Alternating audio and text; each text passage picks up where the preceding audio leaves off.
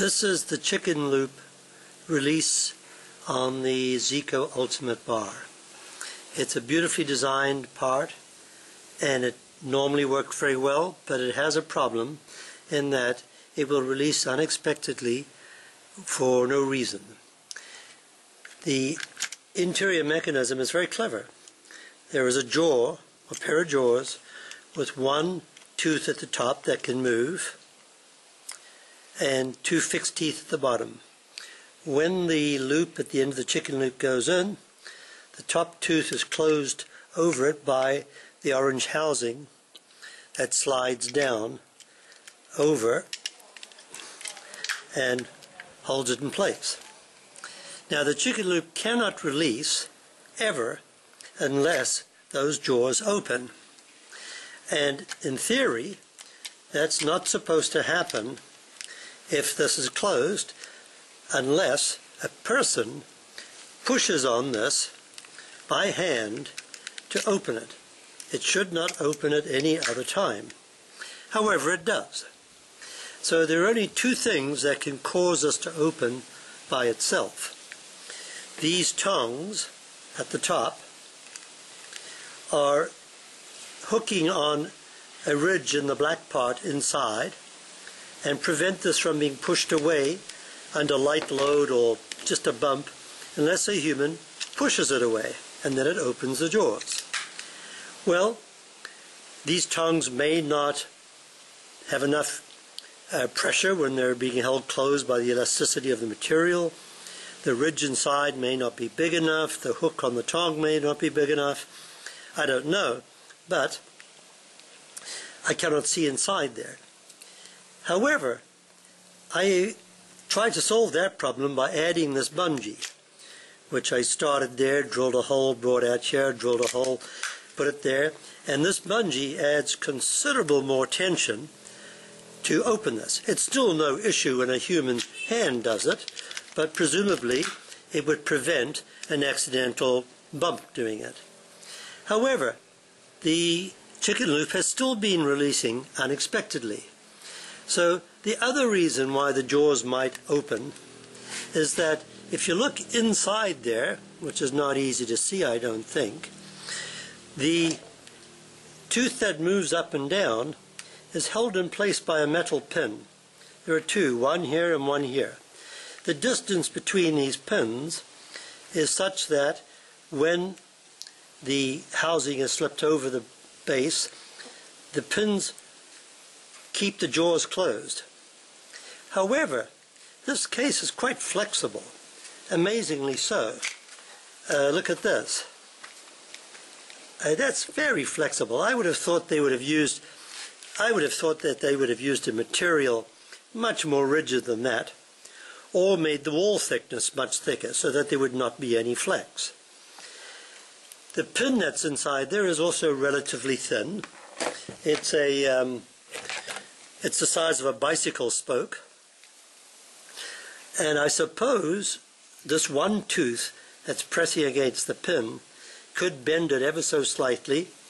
The plastic could flex ever so slightly, just enough for this jaw to open, just enough for this to slip out.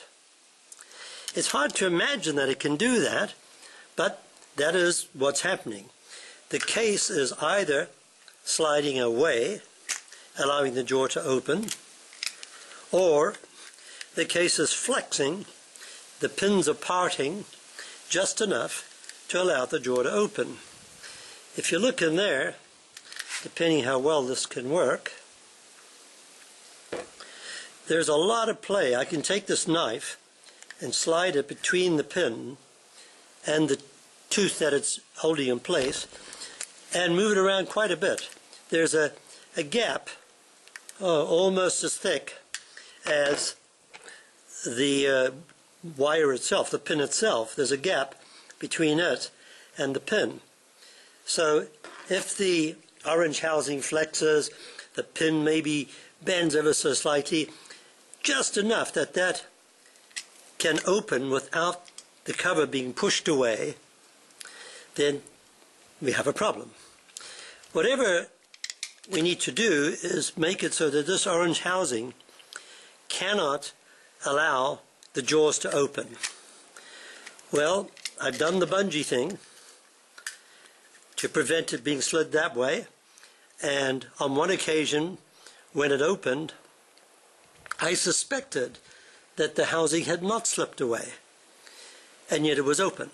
So I'm convinced that the flexibility of this material and the size, the diameter of those pins, the positioning of those pins, allows too much play between that movable tooth and the housing that's supposed to keep it closed. So what I'm going to do is I'm going to take this material, piece of stainless, and I'm going to cut a pin out of it, remove this pin, and insert this pin, and see how much of the play is taken away. If just replacing one pin makes the whole assembly tight enough that it's impossible for those jaws to open, then I will have solved the problem. If it still can happen, then I will replace the other pin with some more of this metal. However, of course, I cannot overdo it because the orange housing has to slide over the teeth in order to close those jaws. So the happy medium, of course, is that the distance between these two pins must be such that under no circumstances will that distance increase due to flexing and allow the jaws to open. Once I've solved that problem, then I would say that this is just a wonderful piece. I think at the factory, if they'd simply made this much thicker, not necessarily everywhere, but this area, if this had been 2 or 3 times the wall thickness with zero flexibility, and the pins had been positioned with less play, then the problem would have been non-existent.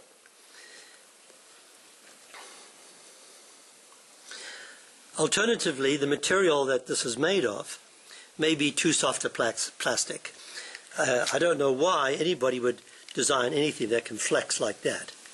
It just doesn't make sense. Now, this black housing, when the orange housing is over it, is designed to prevent the flexing, but it's obviously not within the tolerances to do so. There is still enough play. Look how this moves, for example. There is still enough play in this whole situation that it can open without the housing necessarily sliding away. So I will make this new pin, install it, test it, and give a report back.